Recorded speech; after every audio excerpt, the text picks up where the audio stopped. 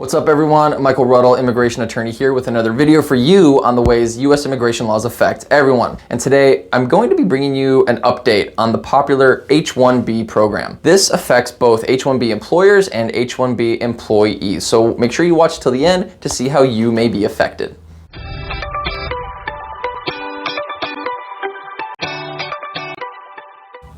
On December 1st, 2020, a federal judge blocked two rules promulgated by the Department of Homeland Security and the Department of Labor regarding H-1B wages. An interesting fact about this case is that the judge blocked the new rules based on procedural grounds, not based on the substance of the rules themselves. And we'll talk more about that in a moment. But what you should know is that what happened in these cases, the two departments proposed new rules on H-1B wages that would increase drastically the amount of money that employers would have to pay to H-1B workers, much higher than what they would have to pay now. Normally, the government does have the authority to require employers to pay standard wages because the intent of the whole process is to not skirt US workers by hiring cheap foreign labor. However, when new rules like this are proposed, there's a special process that the government has to go through, and that process is described under a federal law called the Administrative Procedures Act, and it allows stakeholders, such as employers, employees who will be affected by the H-1B program, to comment on these new rules and recommend changes. Now, there are exceptions when new rules can be implemented by skipping this administrative procedure, and in this case, both departments cited the COVID-19 pandemic as an excuse to do so. The government argued that continued unemployment poses a significant risk to US workers, and that urgent action is necessary to aid in recovery. But the court disagreed in part with the government's analysis because there was evidence in the case that the government made similar announcements back in March when the pandemic first hit that action needed to be done to protect American workers, and yet the government waited close to 8 months before making any announcements to the H-1B rules. In other words, if the government wanted to act urgently,